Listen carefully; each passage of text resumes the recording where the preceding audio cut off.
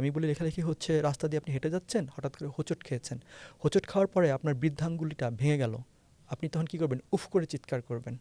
মেয়েরা অবশ্য বলে আউচ, ছেলেরা বলে উফ, ঠিক আছে? এই যে একটা অবজারভেশন খেয়াল করেন। এটা কিন্তু একটা অবজারভেশন যে রাইটারের। এখন এই যে ধরেন তার নখটা উঠে গেল, সে বলল উফ করে চিৎকার করলো। আরও জোরে লাগলে বলবে ও বাবা গো, মা গো বলে চিৎকার করবে। এই চিৎকারটা হচ্ছে আসলে লেখা। আর এই যে ব্যথা পাওয়াটা, ব্যথা পাওয়াটা হচ্ছে তার সংবেদনশীলতা।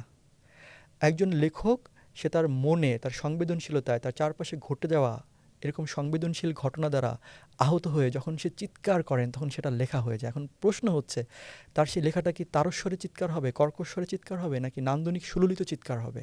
তার যদি প্রচুর বই পড়া থাকে, তাহলে তার চিৎকার বা প্রকাশটা হবে কি নান্দনিক এবং সুললিত। তার যদি না পড়া থাকে, তাহলে সেটা হবে কি তারস্বরে চিৎকার। তো বই পড়তে হবে এই কারণে যে সে তার অনুভূতিটা প্রকাশ করবে, আর জীবন পাঠ করতে হবে তার ওই অনুভূতিটা অনুভব করার জন্য।